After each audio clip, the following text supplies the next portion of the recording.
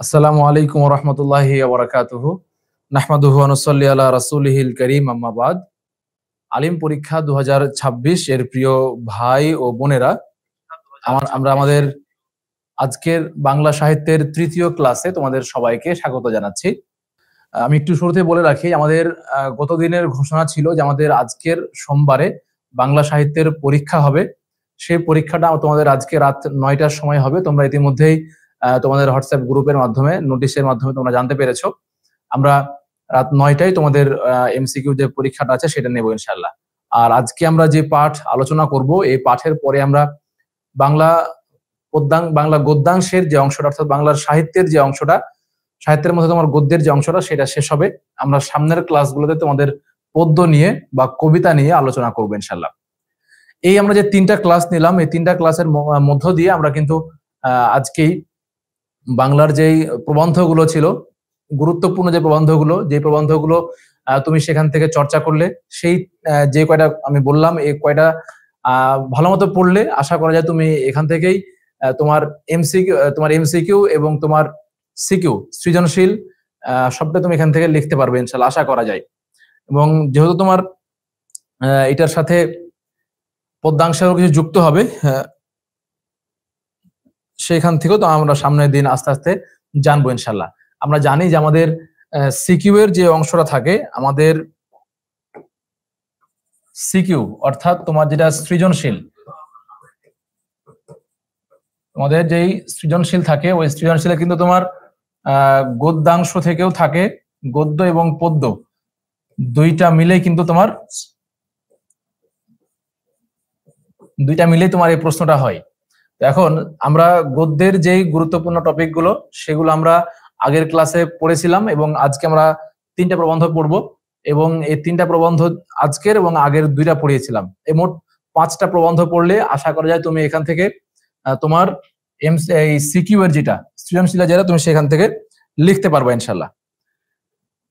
আচ্ছা, আমরা আর দেরি করব না, আমরা সরাসরি আমাদের ক্লাসে ঢুকবো ইনশাল্লাহ। এর মধ্যে তোমরা অনেকেই কমেন্ট করেছো যে কোন টপিকে এক্সাম হবে। অর্থাৎ আমাদের যে সিলেবাস, ওই সিলেবাসের শেষ, অর্থাৎ তোমার 8, 9, 10, 11, 12, 13, 14 এই সিরিয়ালের যেই কয়েকটা প্রবন্ধ আছে, এই প্রবন্ধ থেকে 20টা এমসিকিউ পরীক্ষা হবে। আচ্ছা, অনেকেই বলেছো কেমন আছি। আলহামদুলিল্লাহ ভালো আছি তোমাদের দোয়ায়, এবং দোয়া করি আল্লাহ তাআলা তোমাদের সবাইকে ভালো রাখুন, আমাদের সবাইকে ভালো রাখুন। আমরা আমাদের আজকে পাঠে চলে যাই সরাসরি। আমাদের আলিম পরীক্ষা 2026 বাংলা প্রথম পত্র, এটা লেখা আছে তোমার হলো দ্বিতীয় ক্লাস, কিন্তু এটা দ্বিতীয় নয়, এটা তৃতীয় ক্লাস। আজকে আমরা যে কয়েকটা টপিক পড়বো সেটা আমরা এখানে লিখে রেখেছি। আমরা প্রথমত পড়বো হচ্ছে অপরিচিতা, যে প্রবন্ধ আছে সেই অপরিচিতাটা। তারপর রেইনকোট পড়বো, এরপরে জীবন ও বৃক্ষ। অপরিচিতার লেখক রবীন্দ্রনাথ ঠাকুর, রেইনকোটের লেখক আখতারুজ্জামান ইলিয়াস এবং জীবন বৃক্ষ মোতাহের হোসেন। আমরা এই 3টা প্রবন্ধ আজকে পড়বো ইনশাল্লাহ, এবং এটা একদম আমরা ধরে ধরে পড়ার চেষ্টা করব। এবং আমরা এটা এমন ভাবে পড়বো যেন এখান থেকে যদি কোনো প্রশ্ন আসে, তাহলে যেন আমি অবশ্যই লিখতে পারি। অতএব তোমরা ক্লাসটা খুব মনোযোগ সহকারে শুনবে এবং শেষ পর্যন্ত ক্লাসটা দেখবে ইনশাল্লাহ। আর যারা পরবর্তী সময়ে ক্লাসটা দেখবে, তারা অবশ্যই ধীরে সুস্থে এবং সময় নিয়ে ক্লাসটা দেখবে। আচ্ছা, আমরা প্রথমেই এখানে দেখলাম যে অপরিচিতা, এটার লেখক হচ্ছেন রবীন্দ্রনাথ ঠাকুর। আমরা শুরুতেই জানবো লেখক পরিচিতি, অর্থাৎ রবীন্দ্রনাথ ঠাকুর সম্পর্কে আমরা একটু জানার চেষ্টা করব। রবীন্দ্রনাথ ঠাকুর 1861 খ্রিস্টাব্দের 17ই মে, অবশ্যই এখানকার যে বাংলা সন দেওয়া আছে, সেই বাংলা সনটা এবং বাংলা সনের যে মাসটা দেওয়া আছে, এই মাসটা তোমরা ভালো মতো মনে রাখবে। বিশেষ করে রবীন্দ্রনাথ ঠাকুরের বাংলা যে জন্ম সালটা আছে, এই বাংলা জন্ম সালটা বেশ আসে। এটার অবশ্যই তোমরা বাংলা সাল, বিশেষ করে 25শে বৈশাখ তার যে জন্ম এবং 22শে শ্রাবণ তার যে মৃত্যু, এই 2টা জিনিস তোমরা বেশ ভালো মতো মুখস্থ রাখার চেষ্টা করবে ইনশাল্লাহ। আচ্ছা, এরপরে রবীন্দ্রনাথ ঠাকুরের কিছু নাটক আছে তোমাদের বইয়ে যে নাটকগুলোর নাম আছে, এই নাটকগুলোই মূলত তোমাদের পরীক্ষায় আসবে। সাধারণত এর বাহির থেকে আসে না। তোমাদের বইয়ে যে কয়েকটা নাটকের নাম এখানে আছে, সেই কয়েকটা নাম তোমরা অবশ্যই মনে রাখবে। রাজা, অচলায়তন, ডাকঘর, মুক্তধারা, রক্তকবরী। তোমাদের প্যাঁচটা লাগবে হচ্ছে কোনটা তার নাটক এবং কোনটা তার উপন্যাস, এই দুইটাই। এজন্য তোমরা কোনটা নাটক এবং কোনটা উপন্যাস এই দুইটা বেশ ভালো মতো পড়বে।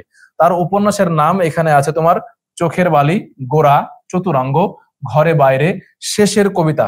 এইটা ভালো করে খেয়াল রাখবে।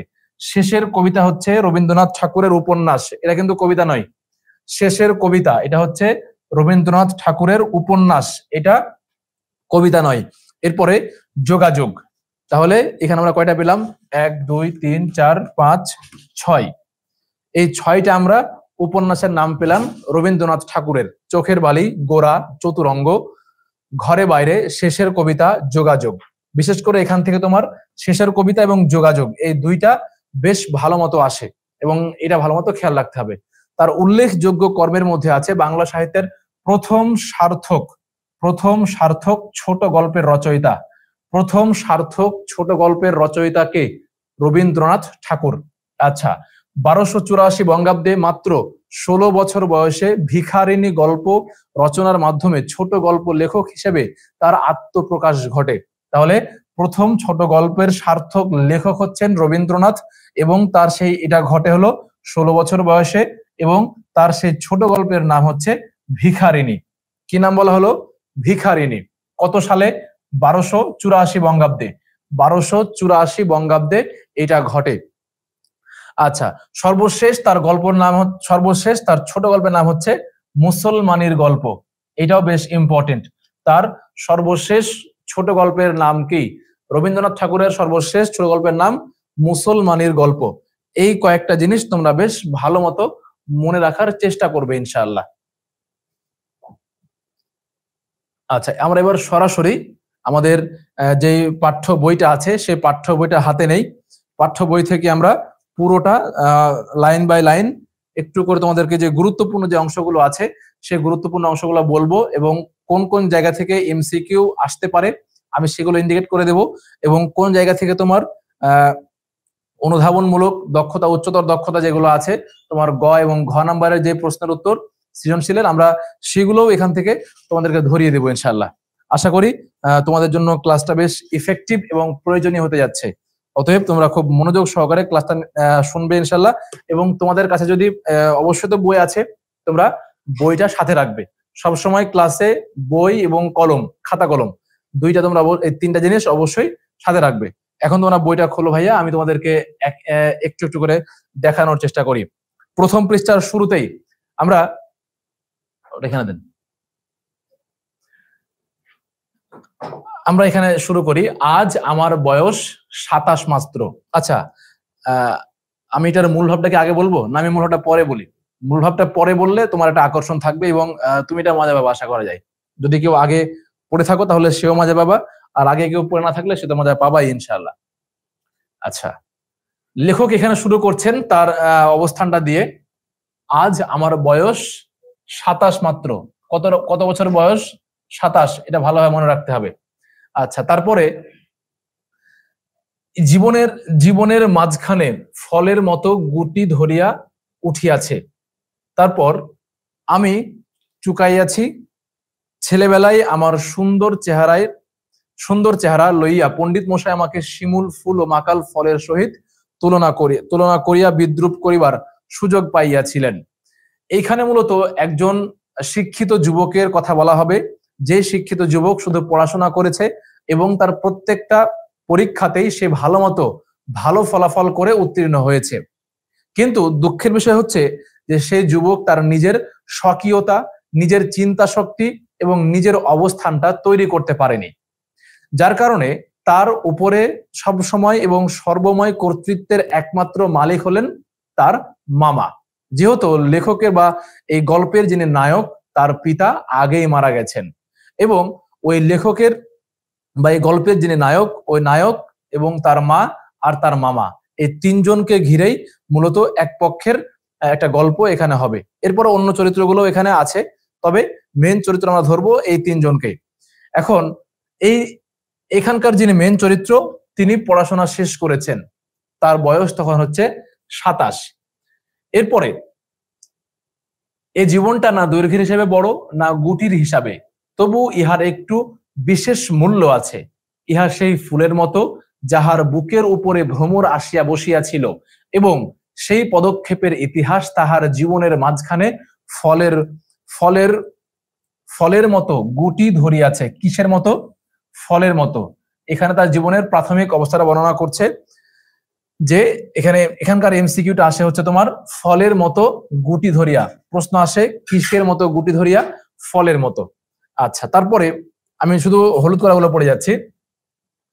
এরপরে লেখক যে যাকে মেন যে চরিত্র, তিনি যে পড়াশোনা খুব ভালো তা প্রমাণ করছে। আমি চুকাইয়াছি বলতে তোমার ইহার রস বুঝিবেন।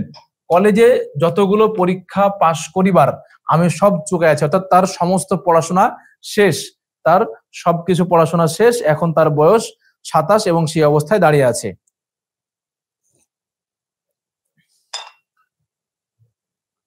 এরপর আমার সুন্দর চেহারা লইয়া পণ্ডিত মশাই আমাকে কিসের মতো? শিমুল ফুলের মতো এবং মাকাল ফলের মতো।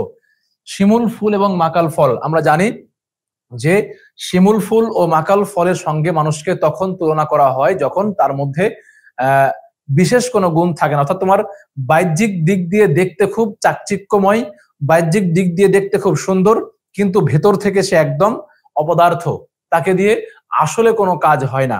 মাকাল ফলকে বাহির থেকে দেখলে যেমন খুব সুন্দর লাগে, খুব ভালো লাগে, কিন্তু ভেতর থেকে আসলে সে অসুন্দর, ভেতর থেকে সে আসলে অতটা চমকপ্রদ নয় যতটা সে বাহির থেকে চমকপ্রদ। এই জিনিসটাই এখানে বলছেন। এখান থেকে এমসিকিউ আসে যে পণ্ডিত মশাই তাকে তুলনা করতেন বিদ্রুপ করার অর্থে কি দিয়ে? শিমুল ফুল এবং মাকাল ফল দিয়ে, মাকাল ফলের সাথে। আচ্ছা, এরপরে লেখকের পিতার বা এখানকার মেন চরিত্র যিনি, তার পিতার পেশার কথা এখানে বলছে। তিনি করতেন ওকালতি। তিনি কি করতেন? ওকালতি, অর্থাৎ তিনি উকিল ছিলেন। আচ্ছা, এরপরে মৃত্যুতে তিনি প্রচুর টাকা রোজগার করিয়াছেন, ভোগ করিবার সময় না নিমিষ মাত্রও পান নাই। মৃত্যুতে তিনি যে হাঁপ ছাড়িলেন, সেই তার প্রথম অবকাশ। অর্থাৎ এখানকার যেটা লাল কালি করা, অর্থাৎ যেটা তোমার লাল ফন্টে লেখা, এখানে তোমার বুঝতে হবে যে এটার এমসিকিউ না, এটা অন্য কোনো পারপাসে এটা আসতে পারে। 2 নাম্বার, 3 নাম্বার বা 4 নাম্বার যে প্রশ্নগুলো আছে, অর্থাৎ তোমার খ, গ কিংবা ঘ, ওই প্রশ্নের আলোকে এটা আসতে পারে। এখানে বলছেন যে মৃত্যুতে তিনি যেন হাঁপ ছাড়িয়া বাঁচিলেন।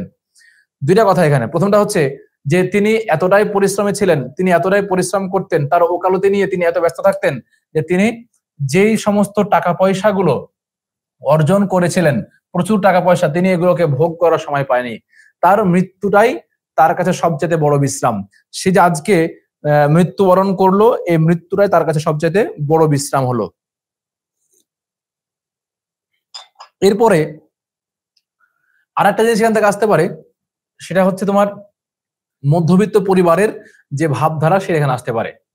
আচ্ছা, এরপরে এইখানে আরো একটা লাইন আছে, আমি অন্নপূর্ণার কোলে গজাননের ছোট ভাইটি।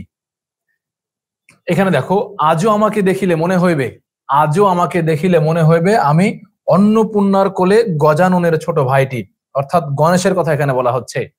এর মানে হলো লেখক কিন্তু আগে তার নিজের বর্ণনাগুলো দিল, এই বর্ণনাগুলো দেওয়ার পরে লেখক তার অবস্থানটা পরিষ্কার করছেন এখন, যে আমাকে দেখলে এরকমটা মনে হবে, মানে তিনি এখনো কোনো কাজ ভালো মতো করতে পারেন না, এখনো তিনি তার সিদ্ধান্তের দিক দিয়ে তিনি অটল না, কিংবা নিজের কোনটা ভালো কোনটা মন্দ তিনি এটা এখনো ভালো মতো বুঝে উঠতে পারছেন না বা পারেন না।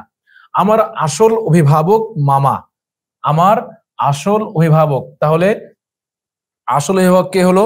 মামা। অপশন থাকবে মামা, চাচা, খালু, ফুপা, সেখান থেকে তোমাকে চয়েস করতে হবে মামা।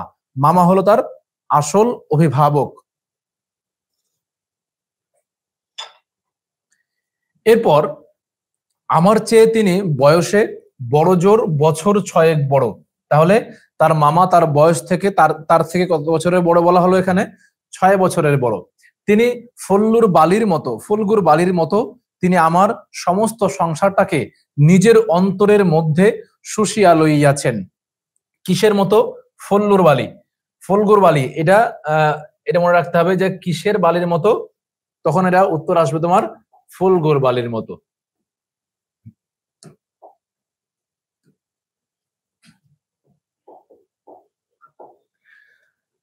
তারপর এবার লেখক এখানে বলছেন, কন্যার পিতা মাত্রই স্বীকার করিবেন আমি সৎ পাত্র, তামাকটুকু পর্যন্ত খাই না, ভালো মানুষ হওয়ার কোনো ঝঞ্ঝাট নাই, তাই নিতান্ত ভালো মানুষ। অর্থাৎ লেখক এখানে ব্যঙ্গাত্মক ভাবে নিজেকে উপস্থাপন করছেন যে লেখক নিজে বা অর্থাৎ তোমার যিনি এ গল্পের যে নায়ক, সে কোনো প্রকার খারাপ অভ্যাসে অভ্যস্ত নয়। পুরুষ মানুষ হিসেবে যে সমস্ত অভ্যাসে তার অভ্যস্ত হওয়ার কথা, যেমন তোমার তামাক খাওয়া কিংবা খারাপ মানুষ হওয়া, এই সমস্ত দিকগুলো তার মধ্যে ছিল না। কেন ছিল না তিনি ওটাই বলছেন এখানে বলছেন যে আমার ভালো মানুষ হওয়ার কোনো ঝঞ্ঝাট নাই, তাই আমি নিতান্ত ভালো মানুষ। অর্থাৎ সে যে খারাপ হবে, মানুষ খারাপ কখন হয়? হয় সঙ্গদোষে হয়, নতুবা নিজের চরিত্রের কারণে হয়, কিন্তু তার ওইরকম পরিবেশ সে পায়নি। সব সময় তাকে ছাতার মতো তার মাথায় ছিল তার মামা, এবং তার মামা তাকে যেদিকে যেভাবে বলতো সে সেভাবে চলাফেরা করত, এবং সে ওইদিকেই তার ওভাবে যেত। আচ্ছা, এরপর মাতার আদেশ মানিয়া চলিবার ক্ষমতা আমার আছে, বস্তুত না মানিবার ক্ষমতা আমার নাই। আমরা চাইলেই তো মায়ের আদেশ অমান্য করি, তাই না? কিন্তু এই যে এখানকার যে মেন চরিত্র, তাকে এমন ভাবে সে পরিবারের প্রতি বশ হয়ে আছে যে সে যে তার মায়ের আদেশকে অমান্য করবে, এই ক্ষমতা তার নাই। এই জন্য এখানে সে নিজের কথা বলছে যে মাতার আদেশ মানিয়া চলিবার ক্ষমতা আমার আছে।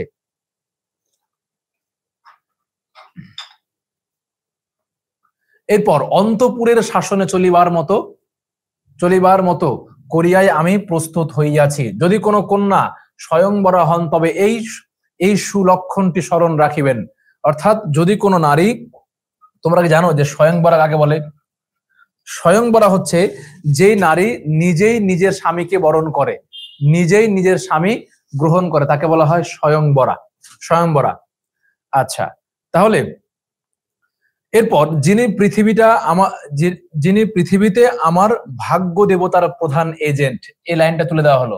তুলে দিয়ে বলা হলো যে এই লাইন দ্বারা কি বোঝানো হয়েছে এবং কাকে উদ্দেশ্য করে কে বলেছেন। প্রশ্ন খুব পরিষ্কার, এই লাইন থেকে কাকে বোঝানো হয়েছে এবং কি বোঝানো হয়েছে, এর প্রেক্ষাপট বর্ণনা করো। তখন তোমার উত্তরটা আসবে, যিনি পৃথিবীতে আমার ভাগ্য দেবতার প্রধান এজেন্ট। ভাগ্য দেবতার প্রধান এজেন্ট কাকে বলা হচ্ছে এখানে? লেখকের, অর্থাৎ তোমার এই মূল চরিত্রের নায়ক, এই নায়কের মামাকে বলা হচ্ছে ভাগ্য দেবতার প্রধান এজেন্ট। অর্থাৎ তোমার তার কেন্দ্রিক বা তাকে নিয়ে কোনো কার্যকলাপ করতে গেলে অবশ্যই তার মামার ইশারা ইঙ্গিত লাগবে। তার মামার ইশারা ইঙ্গিত ছাড়া কোনো কিছুই সম্ভব নয়। এরপরে আমার বন্ধু হরিশ কানপুরে কাজ করে। তাহলে বন্ধুর নাম কি হলো? তার বন্ধুর নাম কি? হরিশ। কোথায় কাজ করে? কানপুর। ভারতের একটা স্থানের নাম হচ্ছে কানপুর। বন্ধুর নাম হলো, ভালো করে মনে রাখবে, তার বন্ধুর নাম হচ্ছে হরিশ, সে কানপুরে কাজ করে। আচ্ছা, সে একবার ছুটিতে বাড়ি আসলো। এবার বাড়ি এসে সে একটা মেয়ের সন্ধান দিল। তার মামাকে বলল যে তার তো অনেক বয়স হয়েছে, তাকে আপনি বিয়ে দিয়ে দেন, কিংবা তার কাছে ভালো একটা পাত্রীর খোঁজ আছে, এই পাত্রীর খোঁজটা সে দিল। এরপরে যদি আমরা এটাকে একটু অন্যভাবে বলি, যে এখানে মেয়ের যে সংবাদটা, অর্থাৎ তোমার ঘটকের কাজটা করলো কে? তার বন্ধু হরিশ। এখন হরিশের একটা ভালো গুণ আছে, হরিশ তোমার যে কোনো আসর ভালো মাতাতে পারে।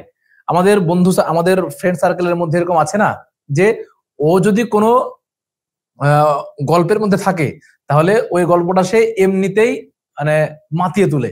তো ওই রকম ক্যাটাগরির হচ্ছে তোমার হরিশ। এখন হরিশ কিন্তু বলছে, ওহে মেয়ে যদি বলি একটি খাসা মেয়ে আছে, এই লাইনটা তুলে দিয়েও তোমার এখান থেকে প্রশ্ন আসবে, কেমন মেয়ে? খাসা মেয়ে। তারপরে থাকিবার মধ্যেও ভেতরে আছেন মা, বাহিরে আছেন মামা। অর্থাৎ এই সংবাদটা তাকে দিল। এখন সংবাদটা দেওয়ার পরে এই নায়কের মনের মধ্যে তিনি তা বর্ণনা এভাবে দিচ্ছেন, তার মধ্যে আগে থেকে কেউ নেই, অর্থাৎ তার কারো সঙ্গে অবৈধ কোনো সম্পর্ক নেই। এখন ভেতর থেকে যাকে সে লালন করে তিনি হলো মা, আর বাহিরে তাকে যে কাজগুলো করতে বলা হয় বাহিরটাই হলো তার মামা। তার ভেতরে কোনো নারী নেই, ভেতরে কোনো অন্য কোনো জিনিস নেই, ভেতরে শুধু তার মা এবং বাহিরে তার মামা। আচ্ছা, এরপরে দেখিতেছিল আকাশে আমার দৃষ্টি, বাতাসে তাহার নিঃশ্বাস, তরু মরমরে তাহার গোপন কথা। এই যে মেয়ে যদি বলি একটি খাসা মেয়ে, এটা এইরকম বর্ণনা শুনে লেখক এবার তার কল্পনা করতে লাগলেন, এই অবকাশের মরুভূমির মধ্যে আমার হৃদয় তখন বিশ্বব্যাপী নারী রূপের মরীচিকা দেখিতেছিল। অর্থাৎ তোমার এই যে তার মধ্যে মা এবং বাহিরে মামা, এখন এই গল্প শুনে এবার সে কোনো একটা নারীকে নিয়ে ভাবনা শুরু করলো। এখন তোমার এইখানে এমসিকিউ আসবে, কি দেখিতেছিল? আকাশ। তার দৃষ্টি কোথায়? দৃষ্টি কোথায়? দৃষ্টি হচ্ছে আকাশে। এখন বাতাসে কি? নিঃশ্বাস। বাতাসে কি? বাতাসে হচ্ছে নিঃশ্বাস। তরু মর্মরে তাহার গোপন কথা, এইটা বেশ ইম্পর্টেন্ট। এটা হচ্ছে বেশ ইম্পর্টেন্ট। গোপন কথাটা কেমন? তরু মর্মরে, অথবা তরু মর্মরেটা কি? গোপন কথা। এই জিনিসটা ভালো মতো খেয়াল রাখতে হবে। তরু মর্মরে গোপন কথা, গোপন কথা তরু মর্মরে, এই জিনিসটা ভালোভাবে মনে রাখতে হবে। আচ্ছা, এরপরে আমার যখন সে এই বর্ণনাগুলো শুনছিল, যখন সে বর্ণনাগুলো শুনছিল তখন এবার সে লেখকের মন কেমন ছিল তাই বলছে, আমার শরীর মন বসন্ত বাতাসে বকুল বনের নবপল্লব রাশির মতো কাঁপিতে কাঁপিতে আলো ছায়া বুনিতে লাগিল। এখানকার মৌলিক কথা হচ্ছে, এমসিকিউ হচ্ছে যে আমার শরীর এবং মন কিসের বাতাস? বসন্ত। কিসের বাতাস? বসন্ত বাতাসে বকুল বনের পল্লব রাশির মতো। কিসের বনে? বকুল বনের পল্লব রাশি। একটা বনের নাম আছে এখানে, এরকম ভাবে চলে আসবে, একটা বনের নাম আছে, বনের নামটা কি? বকুল বন। পল্লব রাশির মতো কাঁপিতে কাঁপিতে কাঁপিতে আলো ছায়া বুনিতে লাগিল। কি বুনিতে লাগলো? আলো ছায়া। কি করতে লাগলো? কাঁপতে লাগলো। নবপল্লব রাশির মতো। কিসের মতো? নবপল্লব রাশির মতো। বনের নাম কি? বকুল বন। এবং আমার মনটা, শরীর এবং মন দুইটাই বসন্ত বাতাসের মতো এরকম কর্মকাণ্ড করতে লাগলো। এরপর এখানে হরিশের যে বর্ণনা আমি তোমাদের আগে দিলাম, হরিশ আসর জমাইতে অদ্বিতীয়, অর্থাৎ সে যে কোনো গল্প মজমা ভালো জমাতে পারে। তাহলে এখানকার তোমার পরিচয় হচ্ছে, হরিশ হচ্ছে কেন্দ্রীয় চরিত্রের বন্ধু এবং সে আসর জমাতে অদ্বিতীয়। তোমাকে এখানে এমসিকিউ দিয়ে দেবে এরকম যে আসর জমাতে অদ্বিতীয় কে? হরিশ, শম্ভুনাথ, কিংবা এরকম আরো নাম দিয়ে দিল, সেখানে উত্তর হবে হরিশ। তারপর দেশে বংশ মর্যাদা রাখিয়া চলা সহজ নয় বলিয়া পশ্চিমে গিয়া বসবাস করিতেন। এটা হচ্ছে তোমার যে মেয়েটির সংবাদ দিল ওই মেয়েটির পিতার সম্পর্কে বলা হচ্ছে, বা ওই মেয়েটির পরিবার সম্পর্কে এখানে বলা হচ্ছে। ওই মেয়েদের এক জায়গায় বাড়ি, কিন্তু এখন তারা পশ্চিমে থাকে।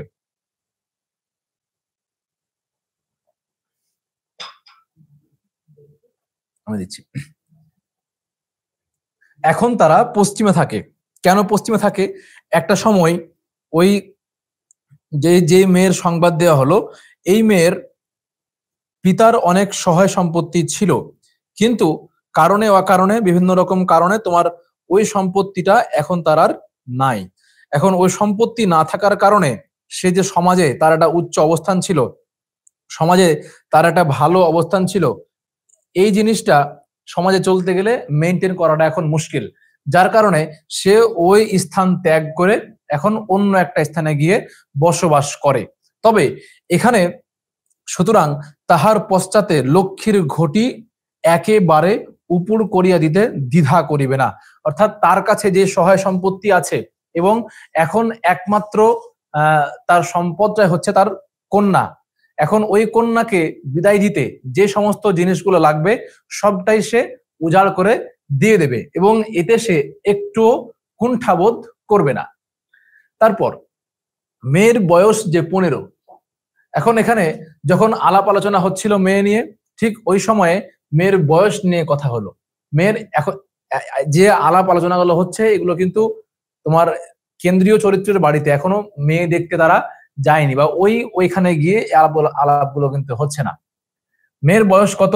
15। প্রশ্ন আসবে এখানে যে যেই কন্যার কথা বলা হচ্ছিল সেই কন্যার বয়স এখানে কত বলা হয়েছিল? 15। তাই শুনিয়ে আমার মন ভার হইল। এমসিকিউ হচ্ছে এখান থেকে যে মামার মন কেন ভার হলো? উত্তর হচ্ছে মেয়ের বয়স 15 শুনে মামার মন ভারী হলো।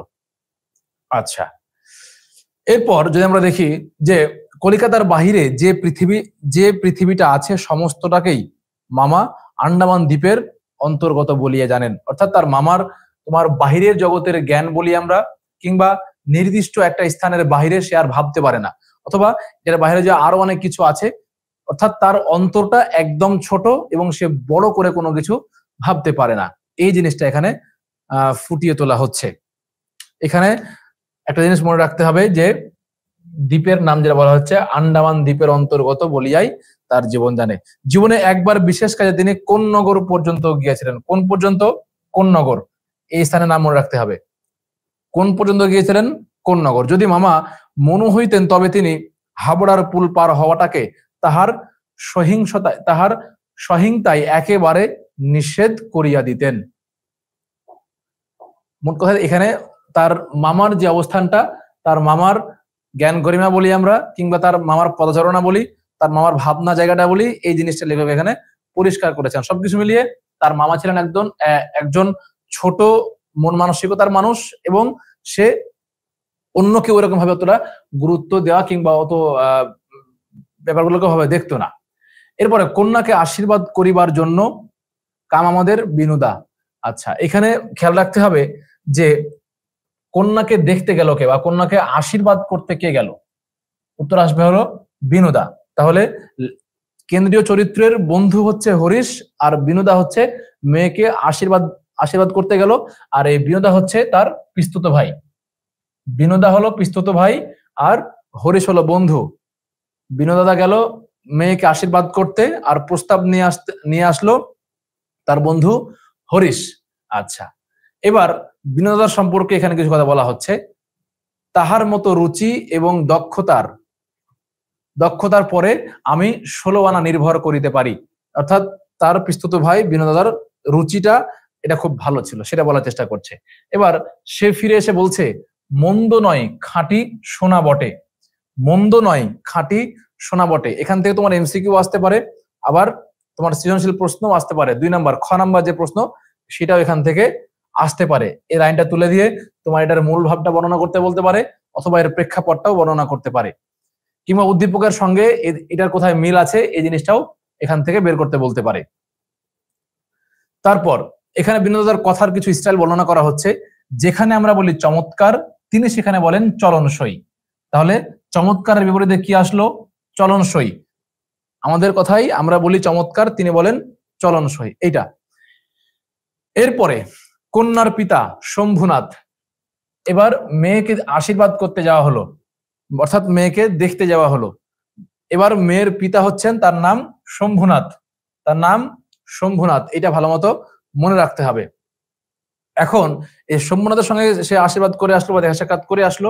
মজার ব্যাপার হচ্ছে বিয়ের 3 দিন আগে, ওই বিয়ের 3 দিন পূর্বে সে অর্থাৎ শম্ভুনাথ এই কেন্দ্রীয় চরিত্রকে দেখে, তার আগে সে দেখেনি। কতদিন পূর্বে? 3 দিন পূর্বে। আশীর্বাদ করিয়া, আচ্ছা, পূর্বে আমাকে সচক্ষে দেখেন এবং আশীর্বাদ করিয়া যান।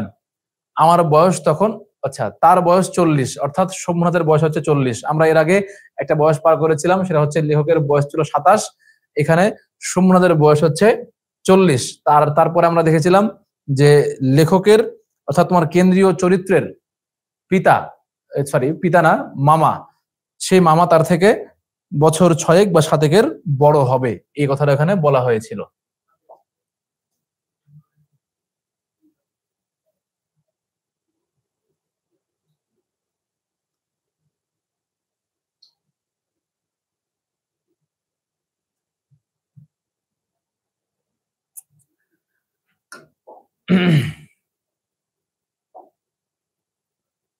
এরপরে শম্ভুনাথ বাবুর চুপচাপ ভাব দেখিয়া ভাবিলেন, লোকটা নিতান্ত নির্জীব, একেবারে কোনো তেজ নাই।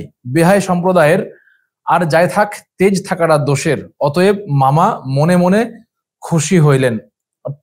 যখন বিনোদা তাকে দেখে আসলো তার বাড়িতে, এবার শম্ভুনাথ বিয়ের 3 দিন আগে ছেলেপক্ষের বাড়িতে আসলেন এবং এসে তিনি তিনি আসার পরে বাড়ির পরিবেশ দেখলেন এবং কথাবার্তা বললেন। তো ওই কথাবার্তার মধ্যে তিনি অধিকাংশ সময়ই চুপচাপ ছিলেন, অর্থাৎ মেয়ে পক্ষের যেরকম একটা ভাব থাকে ওই ভাবটা তার মধ্যে ছিল বলে তারা এখানে অনুমান করলো। এখানে আর একটা এমসিকিউ আসবে যে বেহাই সম্প্রদায়ের আর যাই থাকুক, কি থাকাটা দোষের, তেজ থাকাটা দোষের, মেয়ে পক্ষের তেজ থাকা যায় না। এটা হচ্ছে ওই সময়ের বা এখনকার সমাজেরও একটা এক প্রকার মনোভাব বলা যেতে পারে। এই জিনিসটা মামা মনে মনে খুশি হলেন। তাহলে এর আগে মামা কিন্তু মনে মনে একবার মন খারাপ করেছিলেন। কখন? যখন তিনি শুনলেন মেয়ের বয়স 15, অর্থাৎ তার কাছে মনে হচ্ছে এই 15 বছর বয়সটা এটা বেশি হয়ে যাচ্ছে। আবার এখন তিনি খুশি হলেন কেন? যে শম্ভুনাথ বাবুর চুপচাপ থাকা দেখে, অর্থাৎ তিনি তাকে নিতান্তই নির্জীব কিংবা কন্যাপক্ষের যেমন মনোভাব থাকা দরকার তেমনটা আছেন বলে তিনি মনে করলেন। এখন এই কথাবার্তার মধ্যেই কতটুকু গহনা দিবে, কতটুকু যৌতুক দিবে, এই সমস্ত কিছু তারা এখানে আলাপ আলোচনা করে নিল। ঘটনাটা ধীরে ধীরে বিবাহের দিকে এখন আগাবে। তবে তোমার এই বৈঠকে তারা এই মেয়েকে কি দেওয়া হবে এবং কতটুকু গহনা দিবে এই সমস্ত জিনিসগুলো এখানে আলাপ আলোচনা হলো। এবার সমস্ত কিছু ঠিক করে বিবাহের পালা। বিবাহের জন্য বরপক্ষ সমস্ত কিছু নিয়ে রেডি, এখন তারা বের হলো। এখান থেকে বের হওয়ার সময় কিছু এমসিকিউ এখান থেকে আসবে।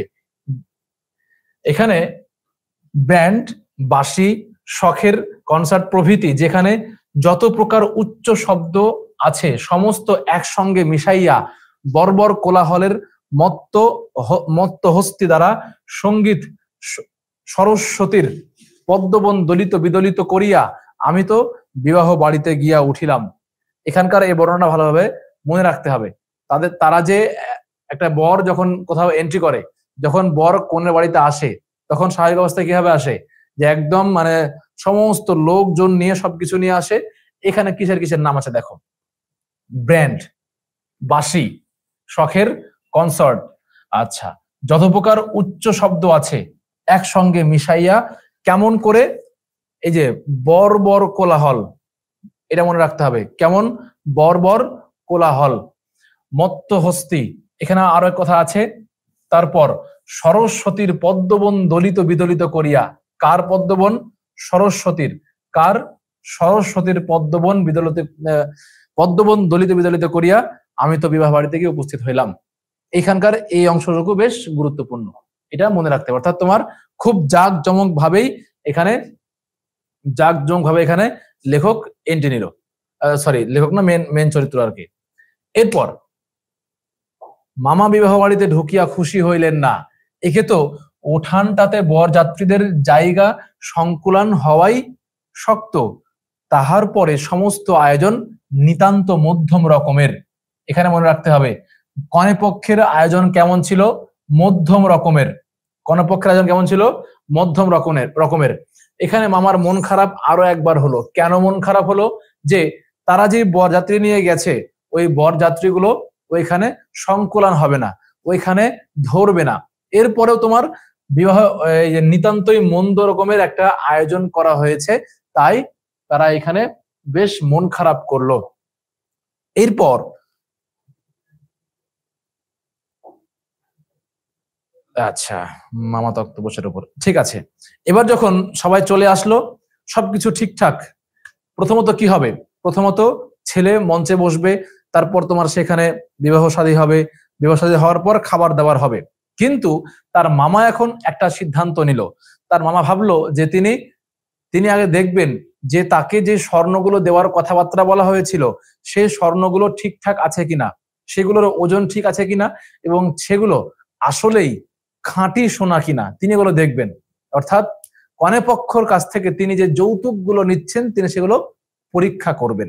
এবার ওই পরীক্ষা, সরাসরি ফোন দিলে নিচ্ছেন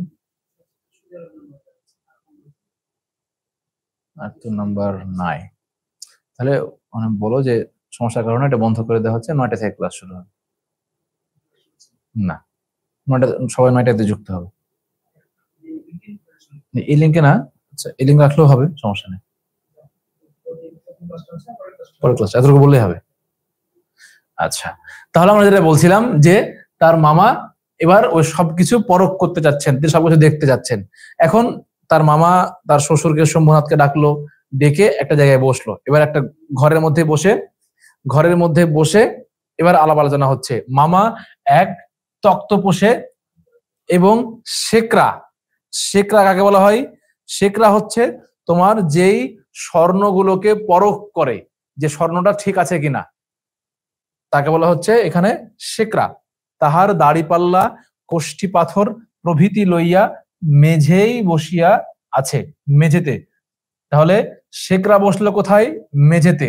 আর মামা বসলো হচ্ছে তক্তপোষের উপরে। তাহলে দুইজন বসলো দুই জায়গায়, শেকরা বসলো মেঝেতে এবং মামা বসলেন তক্তপোষের উপরে। এবার এই পুরো জায়গাটাই গুরুত্বপূর্ণ। শম্ভুনাথ বাবু আমাকে বলিলেন, তোমার মামা বলিতেছেন বিবাহের কাজ শুরু হইবার আগেই তিনি কনের সমস্ত গহনা যাচাই করিয়া দেখিবেন। এখানে ওই ছেলে আছে, ছেলের মামা আছে, শম্ভুনাথ আছে, শেকরা আছে। এখন তার মামা যাচ্ছে এই জিনিসগুলো পরখ করতে। এখন শম্ভুনাথ অর্থাৎ তোমার ওই কন্যার যিনি পিতা, তিনি এখন জিজ্ঞেস করছেন মেন যার সঙ্গে বিয়ে হচ্ছে তাকে, যে বাবা তুমি কি চাও? তোমার মামা চাচ্ছেন যে মেয়ে এখন বিয়ের আগে যে গহনাগুলো সে গায়ে অলরেডি পরে ফেলেছে, সেই গহনাগুলোকে খুলে নিয়ে এসে পরখ করবেন, তোমার কি মতামত? এবার তাকে প্রশ্ন করলেন। আমরা আগেই বলেছি, যেহেতু তিনি তার মামাকে এই পৃথিবীতে ভাগ্য দেবতার প্রধান এজেন্ট মনে করেন, তাই তার আর কিছু বলার নাই। এই জন্যে সে বললেন, আমি মাথা হেট করিয়া চুপ করিয়া রহিলাম। মামা ও আবার কি বলিবে, আমি যা বলবো তাই হইবে। অর্থাৎ আমার বিয়ে আমার কোনো খবর নাই, আমার বিয়ে আমার সিদ্ধান্তের কোনো দৃঢ়তা নাই, আমার বিয়ে আমার কোনো স্বকীয়তা নাই। এরপরে শম্ভুনাথ বাবু আমার দিকে চাহিয়া কহিলেন, সেই কথা তবে ঠিক। যখন তার মামা বললো যে সে আবার কি বলবে, আর আমি যা বলবো তাই হবে, এখন শম্ভুনাথ আমার দিকে তাকালেন। অর্থাৎ ওই ছেলের শ্বশুর যিনি হতে যাচ্ছেন তিনি তাকালেন ছেলের দিকে। এটা সত্য কথা, তিনি যা বলছেন তাই হবে, তিনি শিওর হয়ে গেলেন। উনি যা বলিবেন তাই হইবে, এ সম্বন্ধে তোমার কিছুই বলার নাই? তাকে জিজ্ঞেস করলো যে তোমার মা এগুলো বলছে, তুমি কি বলছো, তোমার কিছুই বলার নাই? তখন সে মুখ দিয়ে কথাটুকুও বলার সাহস পাচ্ছে না। তখন সে শুধু এই যে ঘাড় নাড়ার ইঙ্গিত জানালাম বা জানিয়ে দিলাম। আচ্ছা, এসব কথাই আমার সম্পূর্ণ অনধিকার। মানে হলো যে আমি শুধু বিয়েটাই করব, আর বাকি লেনদেন যা কিছু আছে সবকিছু আমার মামা করবেন, ব্যাপারটা এরকম। আচ্ছা তবে বসো। মেয়ের গা হইতে সমস্ত গহনা খুলিয়া আনিলেন। এবার মেয়ের বাবা শম্ভুনাথ বাবু তিনি তার মেয়ের শরীর থেকে সবকিছু খুলে নিয়ে আসলেন। এবার খুলে নিয়ে আসার পরে শেকরা অর্থাৎ যে তোমার ওই পরখ করবে, সে একটা একটা করে জিনিস পরখ করছিল। পরখ করার সে সময় নেয়নি, সে সেগুলো হাতে নিয়ে বলে দিল এগুলো অনেক আগের এবং এখানে পুরোটাই সোনা, এখানে কোনো খাদ নেই। আমরা জানি যে বর্তমান সময়ের যে স্বর্ণগুলো পাওয়া যায় এখানে তোমার খাদ থাকে, কিন্তু ওইখানে যে ওই দেখে বলে দিল যে এখানে কোনো খাদ নেই, এটা যা আছে পুরোটাই স্বর্ণ, পুরোটাই সোনা। এবার সে সেগুলো দেখলো, ওজন প্রজন সব কিছু ঠিক আছে। এবার সে দুইটা ইয়াররিং হাতে নিয়েছে, দুইটা ইয়াররিং হাতে নিয়ে বলছে যে এই দুইটা ইয়াররিং সমস্যা আছে। এখন এই দুইটা ইয়াররিং হচ্ছে যখন তাকে আশীর্বাদ করতে আসে তার বিনু দাদা, তখন তাকে আশীর্বাদের সময় এই দুইটা দিয়ে গিয়েছিল। বিলেতি, তাকে বলা হচ্ছে বিলেতি বা মেকি, অর্থাৎ তোমার এখন যেমন চায়না প্রোডাক্ট, কপি প্রোডাক্ট, ওই রকম একটা কিছু। এবার এখানে দেখো কিছুক্ষণ পরে তিনি গামছাই বাঁধা গহনা আনিলেন। প্রশ্ন হচ্ছে কিসে আনলেন? গামছায় করে বেঁধে তিনি নিয়ে আসলেন। আচ্ছা, পিতামহীদের আমলের গহনা, সমস্ত গহনা কখনকার? পিতামহীদের আমলের। সমস্ত গহনা কখনকার? পিতামহীদের আমলের। আচ্ছা, যেমন মোটা তেমন ভারী। শেখরা হাতে তুলে বললেন, আচ্ছা ইহাতে খাদ নাই। কি নাই ইহাতে? খাদ নাই, যেটা আমি আগে বললাম, এমন সোনা এখনকার দিনে ব্যবহার হয় না। আচ্ছা, এরপরে কি মুখ বালা? এই যে মকর মুখ মোটা একখানা বালাই একটু চাপ দিয়া দেখাইয়া তাহা বাকিয়া যায়। মামা তখনই নোট বইয়ে গহনাগুলির ফর্দ টুকিয়া লইলেন। অর্থাৎ কোথায় কি সমস্যা না সমস্যা তিনি এগুলা লিখে নিচ্ছেন। তারপরে যেখানে দেখো এক জোড়া এয়ার রিং ছিল, এটা খুব গুরুত্বপূর্ণ কথা, যে তাকে আশীর্বাদ করা হয়েছিল কি দিয়ে? এক জোড়া এয়ার রিং দিয়ে, এক জোড়া ইয়ার রিং দিয়ে। এখন শেখরা বলল এটা হচ্ছে বিলেতি মাল। কোথাকার মাল এটা? বিলেতি মাল। কোথাকার বললাম? বিলেতি। আচ্ছা, এরপরে ইয়াররিং জোড়া মামার হাতে দিয়া শম্ভুনাথ বাবু এবার তাকে বললেন যে এটা আপনারাই রাখিয়া দেন, মানে যেই যেই জিনিসটাতে সমস্যা ছিল এটা আপনারাই আপনাদের বৌমাকে, অর্থাৎ যাকে আপনারা বাড়ির বউ হিসেবে গ্রহণ করতে এসেছিলেন তাকে আপনি সেটা দিয়ে গিয়েছিলেন, অর্থাৎ আপনার এই জিনিসটাতেই সমস্যা, আমাদের গুলোতে কোনো সমস্যা এখানে ছিল না। লোকটি নেহাত ভালো মানুষ ধরলেন, কিন্তু ভেতরে বেশ একটু জোর আছে বলিয়া বোধ করলেন। আচ্ছা, এবার তোমার ধরো সমস্ত মাপামাপি শেষ, পরখ করা শেষ, এখন ছেলে পক্ষের মামা বলছেন যে তাহলে চলেন আমরা এবার বিয়ের কাজটা সেরে ফেলি। সোমাদাও বলছেন যে না, বিয়ের কাজটা আমরা সারবো, তবে তার আগে খাওয়া দাওয়াটা আমরা সেরে নেই। এখন প্রশ্ন হচ্ছে যে বিয়ের আগে খাওয়া দাওয়া সমস্যা কি? এটা তো হওয়ার কথা না। তখন তিনি বলেন যে না, আগে আগে খাবার দাবারের কাজটা হয়ে যাক, তারপরে তখন আমরা বিয়ের কাজের দিকে যাব। আচ্ছা, তুমি কি বলো, বসিয়া যাইতে দোষ কিছু আছে? এখন যখন সবার খাবার দাবার হয়ে গেল, এবার শম্ভুনাথ বাবু ওই মেন চরিত্রকে বলছে, জামাইকে বলছে যে তাহলে তুমিও খাবার দাবারটা সেরে নাও। এখন ওই ছেলের মামা বলছে যে বিয়ে না করে সে আবার খাবার খায় কেমনে? বিয়ে না করে তার খাবার খাওয়াটা ঠিক হবে না, এজন্য সে একদম স্থির হয়ে দাঁড়িয়ে আছে। এখন শম্ভুনাথ বাবু তাকে আবার জিজ্ঞেস করছেন, তুমি কি বলো, তোমার মতামতটা শুনি, তুমি কি বলো, বসিয়া যাইতে কিছু দোষ আছে? অর্থাৎ তোমার খাবারটা খেতে এখন কিছু কোনো সমস্যা আছে কি? মূর্তিমতি মাতৃ আজ্ঞা স্বরূপে মামা উপস্থিত, তার বিরুদ্ধে চলা আমার পক্ষে অসম্ভব। মানে সে এখন তার মামার ইশারা ছাড়া খাবার দাবারটাও গ্রহণ করতে পারবে না। এরকম ভাবে এটা হলো। তারপর শেষ দিকে চলে আসেন এবার, আমার আমার কন্যার গহনা আমি চুরি করিব এ কথা যারা মনে করে, তাদের হাতে আমি কন্যা দিতে পারি না। এবারে বুঝতে পারলে? সবাইকে সুন্দর মতো খাবার দাবার খাওয়ালো, খাবার দাবার খাইয়ে যখন তাকে বলা হচ্ছে চলেন আমরা বিবাহের কাছে সারি, তখন বলছে আমরা এ সম্পর্কটাকে আর সামনের দিকে আগাতে চাচ্ছি না। কেন যাচ্ছি না? যে যেই পরিবারের লোকজন এইটা মনে করে যে আমি আমার কন্যার গহনা 2 নাম্বার দিব কিংবা চুরি করব, তারা পরখ করার জন্য লোক নিয়ে আসে, আমি এই হাসির সম্পর্কটাকে আর সামনের দিকে আগাতে চাচ্ছি না। এটা হচ্ছে তার কথা। তারপর ঝড় লণ্ঠন ভাঙিয়া চুরিয়া জিনিসপত্র লণ্ডভণ্ড করিয়া বরযাত্রের দল দক্ষ যজ্ঞের পালা সারিয়া বাহির হইয়া গেল। যখন তোমার এরকম ভাবে হট্টগোল হয়ে গেল যে সে এখন বিয়ে দিবে না এবং খাবার দাবার খাইয়ে সবাইকে বিদায় করে দিল, তখনকার চলে যাওয়ার বরযাত্রী আসলো কিভাবে? তোমার সমস্ত ব্যান্ড পার্টি নিয়ে আয়োজন করে। আর যাবার দৃশ্য কেমন? ঝড় লণ্ঠন ভাঙিয়া, ঝড় লণ্ঠন ভাঙিয়া চুরিয়া জিনিসপত্র লণ্ডভণ্ড করিয়া বরযাত্রের দল দক্ষ যজ্ঞের পালা সরিয়া বাহির হইয়া গেল। তাহলে ঝড় লণ্ঠন ভাঙিয়া, কি ভাঙলো? ঝড় লণ্ঠন। জিনিসপত্র কি করলো? লণ্ডভণ্ড করলো। দক্ষ যজ্ঞের পালা সারিয়া, এই কয়েকটা জিনিস এখান থেকে মনে রাখতে হবে। আচ্ছা, তারপর এখন তার যে বিয়েটা এখান থেকে ভেঙে গেল, এখন তার বিয়ে ভাঙাতে তার কি মতামত সে এখানে ব্যক্ত করছে। বিবাহ হইল না, অথচ আমাদের ফাঁকি দিয়া খাওয়াইয়া দিল, পাক যন্ত্রটাকে সমস্ত অন্ন শুদ্ধ সেখানে টান মারিয়া ফেলিয়া দিয়া আসিতে পারিলে তবে আফসোস মিটিত।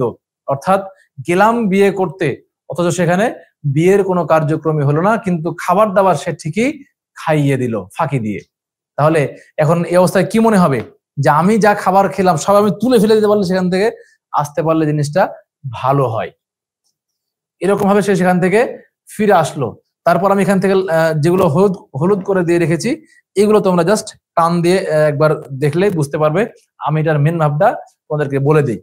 এখন এই যে এত ঘটনা হয়ে গেল না, এর পরেও কিন্তু ওই মেন চরিত্র নায়িকাকে বা ওই দিকের যে কন্যা তাকে দেখেনি, তার ছবিও দেখেনি, তার কোনো কিছুই তাকে দেখেনি, তার মামা বলেছে, অতএব ওইটাই ফাইনাল। এখানে কয়েকটা জিনিস উল্লেখযোগ্য, তার মধ্যে একটা হচ্ছে তোমার যে নিজের সিদ্ধান্তটা নিজেকে নিতে হবে, এবং ওই সময়কার যে রীতিনীতিগুলো আছে, পণ নেওয়া, পণ দেওয়া, এবং মেয়ে নারীদেরকে সম্মান না দেওয়া, অথবা তোমার নারীদের জন্য যে নিতান্ত সম্মানটুকু থাকবে, এই সম্মান বোধটুকু ওই সময়ে তারা মেনটেন করতো না। পুরোটাই ছেলে পক্ষ মেয়ের পক্ষের উপরে জোর জবরদস্তি করে সমস্ত কিছু তারা হাতিয়ে নিত। এখন সেই নায়িকার নাম হচ্ছে কল্যাণী, এবং আমরা যে সমস্ত গল্পগুলো বললাম এইটাই মূলত তোমার মেন কথা। সবচেয়ে মেন কথা হচ্ছে যৌতুক প্রথার বিরুদ্ধে লেখকের যে অবস্থান সেটা এখানে প্রকাশ পেয়েছে। এখন এখান থেকে তোমরা যেটা করবা, এখানে আমি যেগুলো দিয়ে রেখেছি, যেগুলো হলুদ করা আছে, তোমরা সেগুলো একটু ভালো মতো পড়ে নেবা, আর পুরো গল্পটা তোমরা ভালো মতো পড়বা। এখান থেকে তোমাদের জন্য আমি সামনে প্রশ্ন করব ইনশাআল্লাহ। আচ্ছা, এরপরে কিন্তু মেয়েটার সঙ্গে মেয়ের এবং ছেলের মায়ের দেখা হবে ট্রেনের মধ্যে। ওই ঘটনাটা বেশ চমৎকার, তোমরা এটা ওখান থেকে দেখে নিতে পারো। ফোনটা দেখি আমারটা।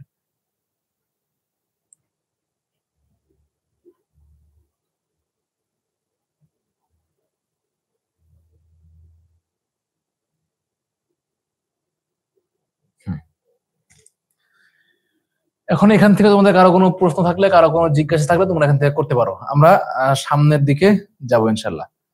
আমাদের প্রশ্ন অ্যানালাইসিস করে যেটা আমরা পেয়েছি, তোমাদের আজকে যে 3টা গল্প পড়াচ্ছি, একটা পড়ালাম এখন অপরিচিতা পড়ালাম, এখন পড়াবো রেইনকোট, তারপর আমরা অন্য আরেকটা পড়াবো। এই মোটামুটি এই কয়টাই তোমাদের জন্য বেশ গুরুত্বপূর্ণ। আমরা এখন পড়বো হচ্ছে রেইনকোট। এটা লিখেছেন আখতারুজ্জামান ইলিয়াস। এই গল্পের মূল কথাটা হচ্ছে মুক্তিযুদ্ধের ওই সময়ে বাংলাদেশের, অর্থাৎ তোমার ওই ঢাকার যে একটা অবস্থা ছিল, ঢাকাতে যখন গেরিলা আক্রমণ হয়, ওই গেরিলা আক্রমণের সময় একটা অবস্থা তৈরি হয়েছিল, এবং পাকিস্তানি মিলিটারিরা বাংলাদেশের মুক্তিকামী যেই মুক্তিযোদ্ধারা ছিল তাদের প্রতি অবর্ণনীয় করত নির্যাতন। ওই জিনিসগুলো এখানে ফুটে উঠবে, সেটা গল্প স্টাইলে।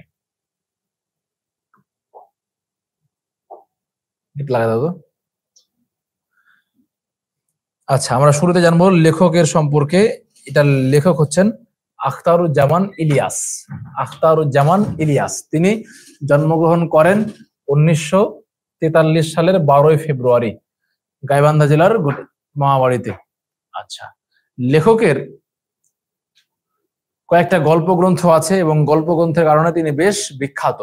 তার মধ্যে অন্য ঘরে অন্য স্বর, খোয়ারি, দুধে ভাতে উৎপাত, এটা ভালোভাবে মনে রাখতে হবে, দোজখের ওম, তারপরে জাল, স্বপ্নের জাল।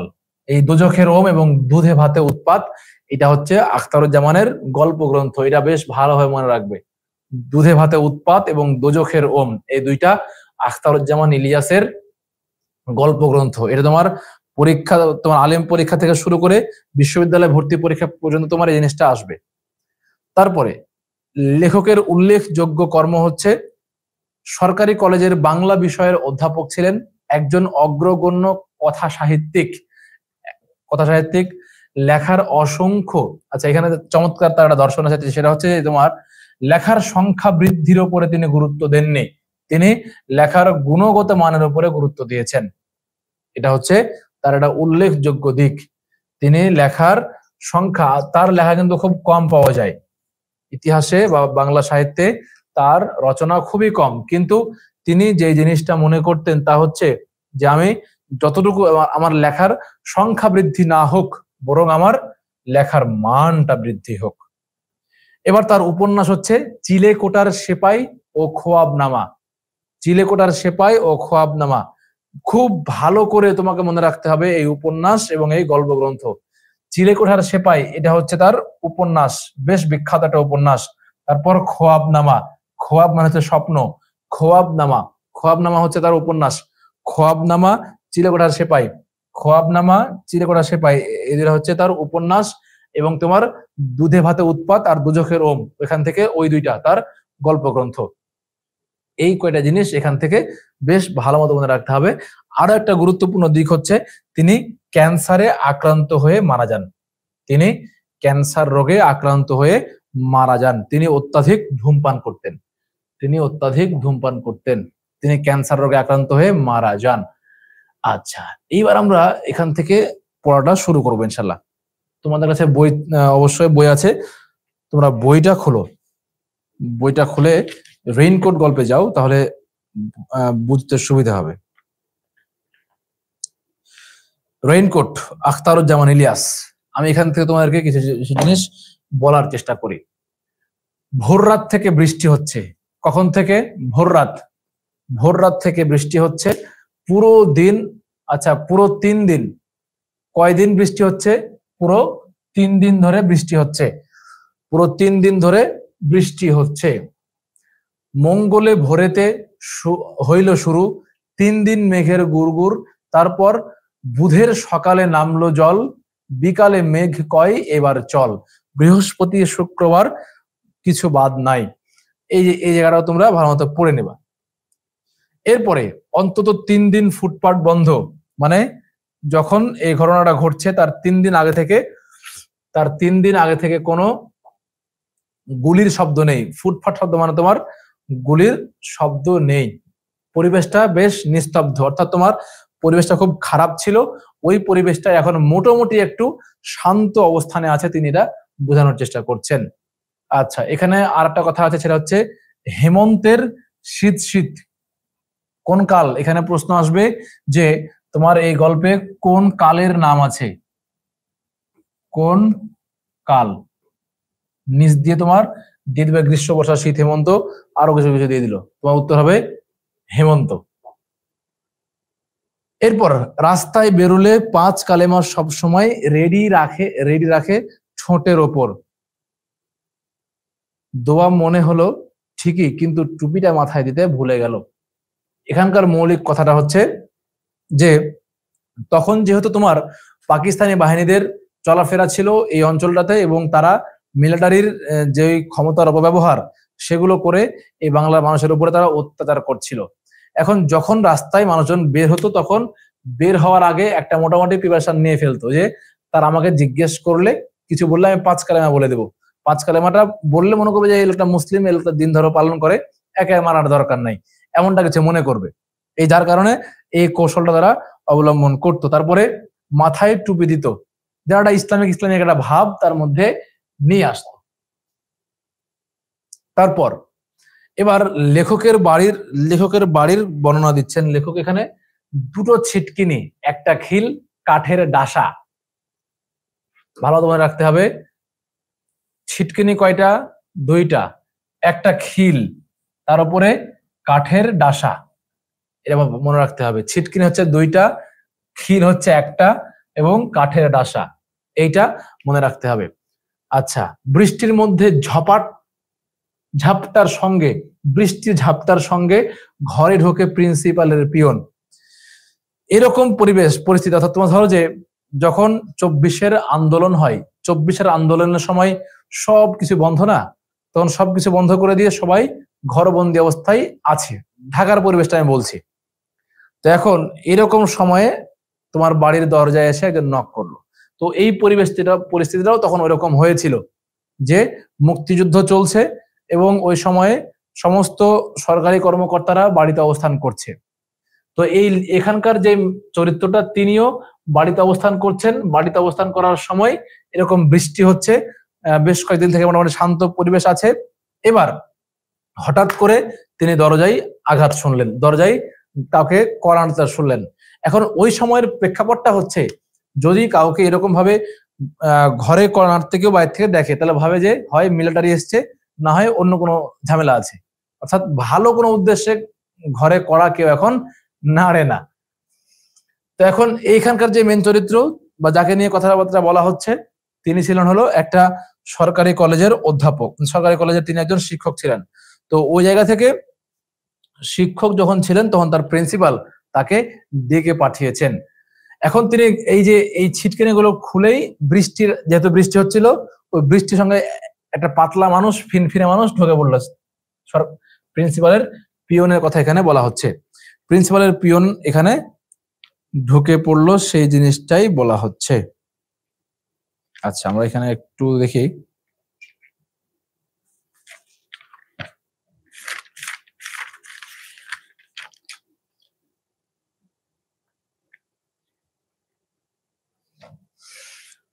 হ্যাঁ, আমরা সামনের দিকে যাই। তো এখন এখানকার যে মেন চরিত্র বা যে গল্প, যার মুখে গল্পটা বর্ণনা করা হচ্ছে, সবচেয়ে বড় কথা হচ্ছে যে যার মুখে এই গল্পটা বর্ণনা করা হচ্ছে তার নাম হচ্ছে নুরুল হুদা। তার নাম হচ্ছে নুরুল হুদা। আমরা নুরুল হুদা নামটা বারবার বলবো। নুরুল হুদার জবানিতে এই গল্পটা বর্ণনা করা হচ্ছে এবং এটা তোমার সব একটা গুরুত্বপূর্ণ প্রশ্ন, কার জবানিতে এটা বর্ণনা করা হচ্ছে? কার জবানি? নুরুল হুদা। নুরুল হুদা। নুরুল হুদার জবানিতে এই জিনিসটা বর্ণনা করছে, তোমার নুরুল হুদা গল্পটা বলছে। ঠিক আছে, তারপর বেশি কথা বলার সময় নাই। কলেজের দেওয়াল ঘেঁষে কারা বোমা ফাটিয়ে গেছে গত রাতে। এখানকার কথাটা হচ্ছে যে লেখক এই তোমার প্রিন্সিপালের পিয়ন তার বাড়িতে এসছে। আসার কারণটা হচ্ছে যে কলেজের ওয়াল ঘেঁষে কারা যেন একটা বোমা মেরে গেছে, যার কারণে তাকে কলেজের প্রিন্সিপাল এবং কলেজের মিলিটারি এসছেন, তাকে ডাকছে। এখানকার প্রেক্ষাপটটা হচ্ছে তখন ঢাকাতে চলছিল গেরিলা যুদ্ধ। গেরিলা যুদ্ধ চলার কারণে ওই জায়গাটাতে একটা হামলা করেছিল। আর এই এই ঘটনাটা বর্ণনা করা হচ্ছে তোমার ঢাকা কলেজে তখন ওই সেনাবাহিনীরা ও তখনকার যে মিলিটারিরা, পাকিস্তানি মিলিটারিরা, তারা আস্থানা গড়েছিল। তারা তাদের একটা অস্থায়ী ক্যাম্প করেছিল। তার ক্যাম্পের আশেপাশেই একটা বোমা গ্রেনেড নিক্ষেপ করা হয়েছে, তাই তাকে সেখানে ডাকা হচ্ছে, এই জিনিসটা এখানে বলছেন। কলেজের জিমনেশিয়ামে এখন মিলিটারি ক্যাম্প। প্রশ্ন হচ্ছে কোথায় মিলিটারি ক্যাম্প এখন? কলেজের জিমনেশিয়ামে এখন মিলিটারি ক্যাম্প। কলেজের জিমনেশিয়াম এখন হচ্ছে মিলিটারি জিমনেশিয়াম, যেখানে ব্যায়াম করা হয়। প্রিন্সিপালের বাড়ির গেটে বোমা ফেলা মানে মিলিটারি ক্যাম্প অ্যাটাক করা, অর্থাৎ তোমার কলেজের গেটের পাশে বোমা মারা হয়েছে, মানে তোমার মিলিটারিদের যে ক্যাম্প ছিল ওই ক্যাম্পে আঘাত করা হয়েছে। এখন এইখানটায় তোমাকে বেশ ভালো করে একটা জিনিস মনে রাখতে হবে, সেটা হচ্ছে তোমার কোনটার পরে কোনটা। কোনটার পরে কোনটা মানে তোমার এই যে দেখো সামনে দেওয়াল ঘেঁষে, দেওয়ালের পর বাগান, এই যে এখান থেকে দেওয়ালের পরে কি বাগান, টেনিস লন, তারপর কলেজ দালান, বাগান, টেনিস লন, কলেজ দালান, মস্ত দালান পার হয়ে ফুটবল ক্রিকেট খেলার মাঠ পেরিয়ে একটু বাঁ দিকে প্রিন্সিপালের কোয়ার্টার, তার সঙ্গে মিলিটারি ক্যাম্প। এখানে কয়টা ঘটনা আছে, তোমার কোনটার পরে কোনটা, তারপরে কোনটা, এটা ভালোভাবে মনে রাখতে হবে। দেওয়ালের পর বাগান, তাহলে বাগানের আগে কি দেওয়াল, দেওয়ালের পরে বাগান, টেনিস লস, তারপর কলেজ দালান, এই এতটুকু গেল। এরপরে তোমার এটা পার হয়ে ফুটবল ও ক্রিকেট খেলার মাঠ পেরিয়ে একটু বাঁ দিকে প্রিন্সিপালের কোয়ার্টার এর সঙ্গে মিলিটারি ক্যাম্প। কোনটার পরে কোনটা এটা ভালোভাবে মনে রাখতে হবে। এরপর প্রিন্সিপালের পিয়ন জানবে কি করে? আচ্ছা, মিসক্রিয়েন্ট ওই সময়ে মিসক্রিয়েন্ট বলা হতো যে যারা তোমার মুক্তিযোদ্ধা করত তাদেরকে মিসক্রিয়েন্ট বলা হতো, অর্থাৎ তোমার এরা হলো দুষ্কৃতিকারী, এদেরকে বলা হতো দুষ্কৃতিকারী। এরপরে এখানে যার নাম আছে আব্দুস সাত্তার মৃধা, এর নাম হচ্ছে আব্দুস সাত্তার মৃধা। আর আমরা একটু আগে নাম বললাম নুরুল হুদা এবং আব্দুস সাত্তার মৃধা। মৌলিক কথা আমি তোমাকে এখানে বলে দিচ্ছি, সেটা হচ্ছে এই আব্দুস সাত্তার মৃধা এবং নুরুল হুদা এরা দুজন কলিগ, এবং নুরুল হুদা এই গল্পটা বলছেন। নুরুল হুদার একজন শালা ছিল যার নাম হলো মন্টু বা মিন্টু। সে ছিল মুক্তিযোদ্ধা, সে গিয়েছিল মুক্তিযুদ্ধ করতে। এখন ওই মুক্তিযুদ্ধ সে করতে গিয়েছিল, তার তার দুলাভাই আবার ওই কলেজের, অর্থাৎ তোমার নুরুল হুদা হলো ওই কলেজের একজন শিক্ষক। যেহেতু কলেজ গেটেই একটা বোমা মারা হয়েছে, মানে মিলিটারি ক্যাম্প অ্যাটাক করা হয়েছে, তার শালার সঙ্গে তার সম্পর্ক আছে। এর মানে কোনো না কোনো ভাবে হয়তোবা তার সঙ্গে, অর্থাৎ নুরুল হুদার সঙ্গে মুক্তিযুদ্ধ যারা করে তাদের একটা সম্পর্ক আছে। অতএব তাকে মারধর করলে তার কাছ থেকে কোনো তথ্য পাওয়া যাবে। এখানে এই আব্দুস সাত্তার মৃধা এবং নুরুল হুদা এই দুইজনকেই দাঁড় করানো হয়েছিল তোমার মুক্তিযুদ্ধের পক্ষে, এবং এরা হচ্ছে এদের কাছ থেকে তারা কোনো তথ্য পাবে এই ভেবে তাদের উপরে অত্যাচার করে। তারপরে আমরা এখানকার কিছু দেখি। জিওগ্রাফির প্রফেসরের বাড়ির দিকে, জিওগ্রাফির প্রফেসরকে আফজাল হোসেন, এখানে নামটা দেওয়া থাকার কথা। আচ্ছা, এটা সামনের দিকে আমরা গিয়ে পাবো। এপ্রিলের শুরু থেকে সে বাংলা বলা ছেড়েছে, এপ্রিলের শুরু থেকে সে বাংলা বলা ছেড়েছে, অর্থাৎ তোমার এখানে প্রিন্সিপালের যে পিয়ন তার নাম হচ্ছে ইসাহাক, এই যে ইসাহাক মিয়া, ইসাহাক মিয়া সে হিন্দি বা তোমার এই যে উর্দুতে কথা বলছে। এখন সে উর্দুতে কথা বলছে কত থেকে? এপ্রিল মাসের শুরু থেকে, এপ্রিল থেকে সে বাংলা বলা ছেড়ে দিয়েছে। এটা মনে রাখতে হবে কোন মাস থেকে বা কোন সময় থেকে। এখন আমরা এখানে আসি, এখানে এসে হাঁপানির টান টান আবার। যখন সে বাড়ি থেকে বের হবে, নুরুল হুদা বাড়ি থেকে বের হবে, যেহেতু তাকে প্রিন্সিপাল ডাকলো, তার আহ্বানে তাকে সাড়া দিতে হবে। এবার বাড়ি থেকে যখন বের হবে তখন তাকে তার তার স্ত্রী অনেক কিছু বলছে। সেই জায়গাতে একটা রোগের নাম এখানে আছে। নুরুল হুদার কি রোগ ছিল? হাঁপানি। নুরুল হুদার নাম কি? নুরুল হুদার রোগ কি রোগ ছিল? হাঁপানির একটা রোগ ছিল। আচ্ছা, এরপরে পাকিস্তানের জন্য প্রিন্সিপাল দিন রাত দোয়া দুরুদ পড়ছে। অর্থাৎ তোমার ওই সময়ে যেহেতু পাকিস্তানের যেই কর্তৃত্ব নেতৃত্ব তারা যেহেতু করতো, আর যেহেতু সে ঢাকা কলেজের তখনকার প্রিন্সিপাল ছিল, তার মানে সে অটোমেটিক্যালি পাকিস্তানের পক্ষে যাবে, এটা স্বাভাবিক। তাহলে এখানে প্রশ্ন হচ্ছে যে পাকিস্তানের জন্য দিন রাত দোয়া দুরুদ পড়ছে কে? প্রশ্ন হচ্ছে পাকিস্তানের জন্য দিন রাত দোয়া দুরুদ পড়ছে কে? প্রিন্সিপাল। ঠিক আছে। এপ্রিল মাসের মাঝামাঝি প্রিন্সিপাল মিলিটারির বড় কর্তাদের কাছে সবিনয়ে নিবেদন করেছিলেন, পাকিস্তান যদি বাঁচাতে হয় তবে সব স্কুল কলেজ থেকে শহীদ মিনার হটাও। এখানকার প্রশ্ন হচ্ছে শহীদ মিনার হটানোর পরামর্শ কার? শহীদ মিনার হটানোর পরামর্শ প্রিন্সিপালের। প্রিন্সিপালের নাম কি সেটা আমরা একটু পরেই জানবো, তার নাম আফজাল বা এরকম কিছু একটা আসবে। তাহলে শহীদ মিনার প্রত্যেকটা স্কুল কলেজ থেকে সরানোর আইডিয়া কার ছিল? প্রিন্সিপালের। মিলিটারি ডক্টর আফজাল আহমেদের পরামর্শ শুনেছে, গ্রামে গঞ্জে যেখানেই গেছে প্রথমেই কামান তাক করেছে শহীদ মিনারের দিকে। তাহলে এইখান থেকে কিন্তু আমরা নাম পেয়ে গেলাম যে ডক্টর আফজাল আহমেদ ইনি হচ্ছেন প্রিন্সিপাল। ডক্টর আফজাল আহমেদ হচ্ছেন প্রিন্সিপাল। প্রিন্সিপালের নাম হচ্ছে কি? ডক্টর আফজাল আহমেদ। তিনি খুব সম্ভবত উর্দু ডিপার্টমেন্টের টিচার ছিলেন। আচ্ছা, ঠিক আছে, আমরা সামনের দিকে আগাই। এরপর বাইরে যেহেতু বৃষ্টি হচ্ছে, নুরুল হুদা বাইরে বের হওয়ার জন্য সে রেইনকোট পরলো।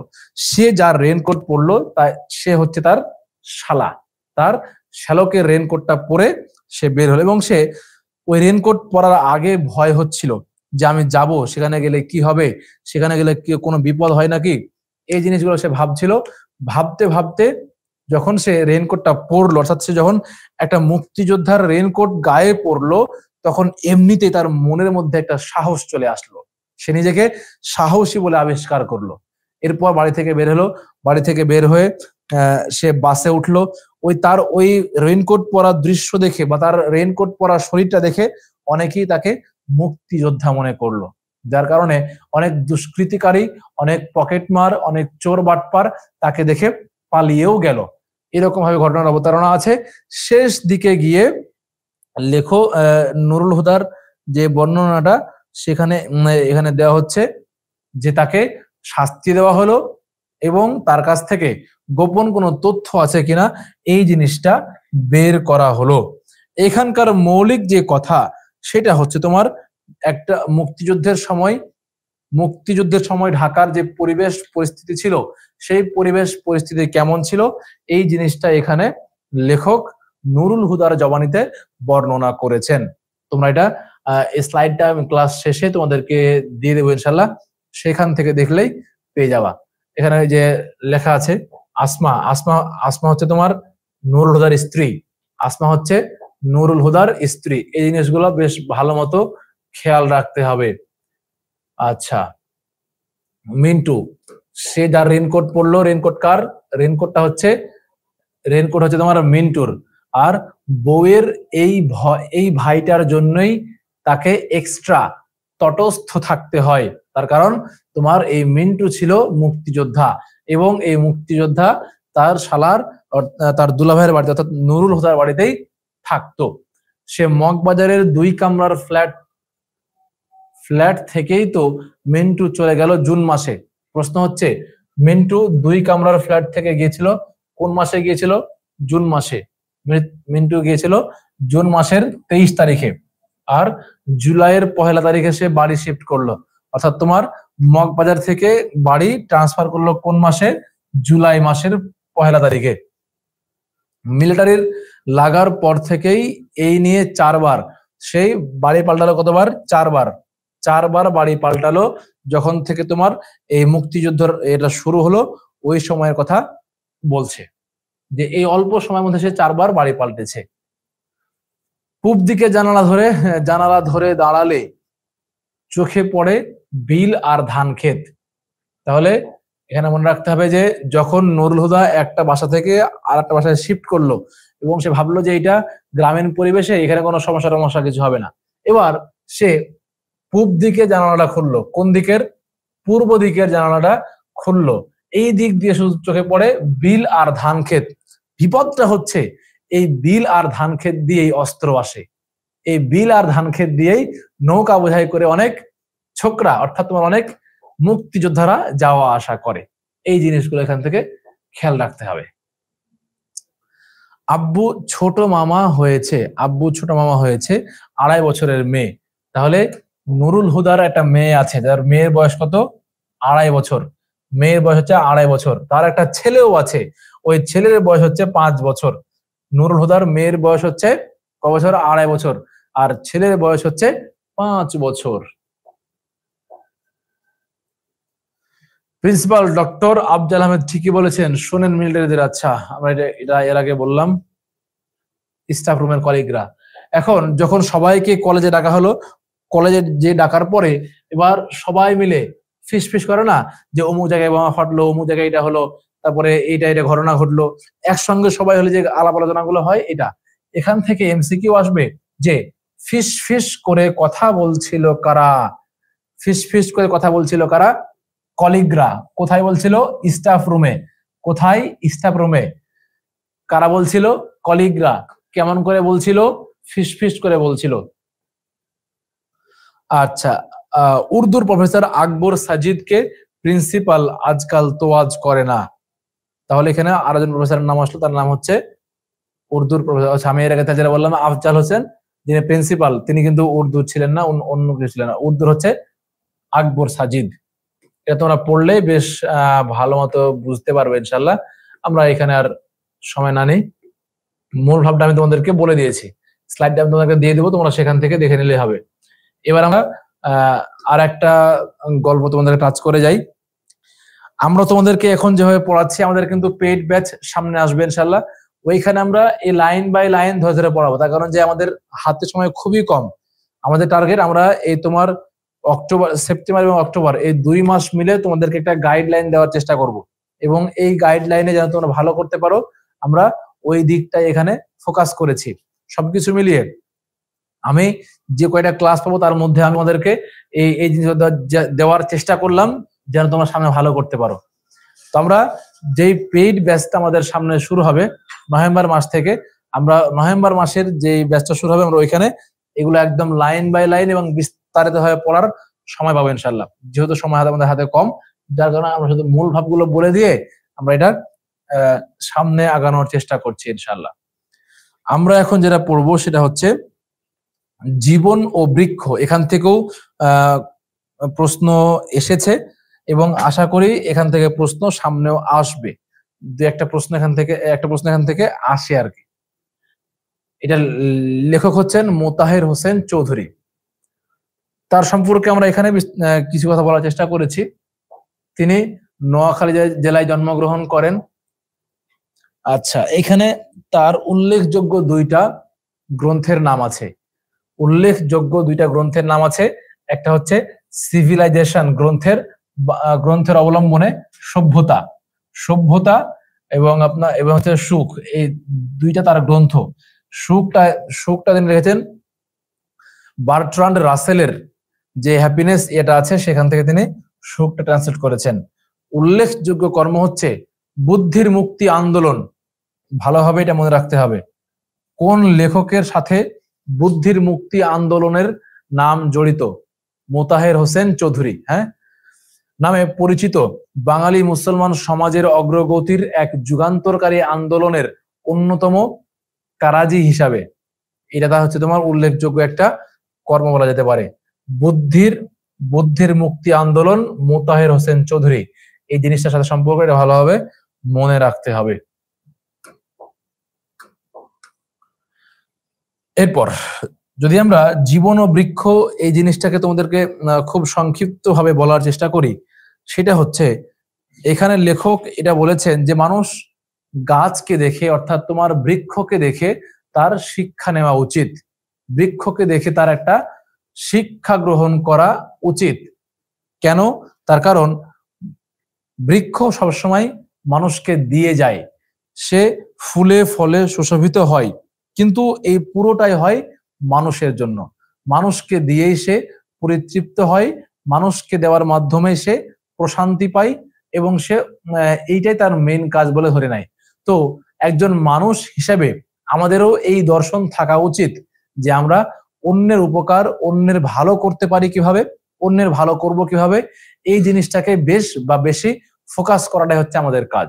তবে এখানে লেখক আরো একটা দ্বন্দ্বের অবতারণা এখানে তিনি করেছেন।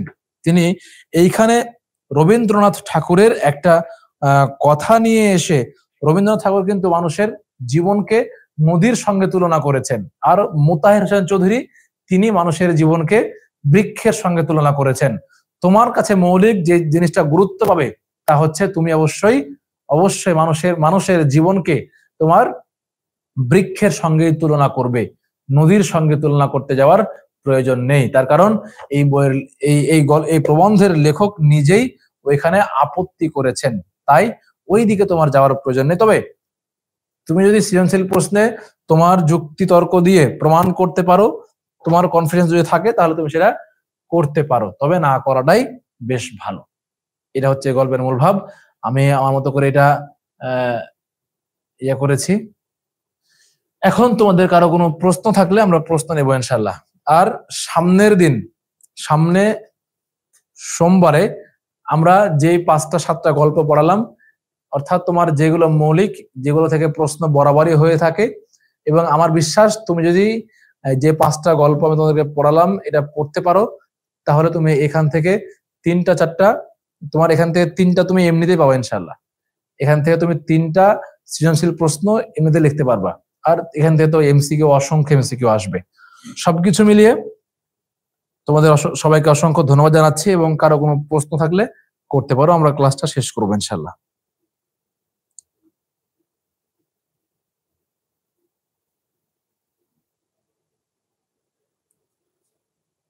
আমার মনে হয় কারো কোনো প্রশ্ন নাই, তাহলে আমরা আজকের মতো এখানে শেষ করি। সুবহানাকাল্লাহুম্মা ওয়া বিহামদিকা আশহাদু আল্লা ইলাহা ইল্লা আনতা আস্তাগফিরুকা ওয়া আতুবু ইলাইক। আসসালামু আলাইকুম ওয়া রাহমাতুল্লাহি ওয়া বারাকাতুহু।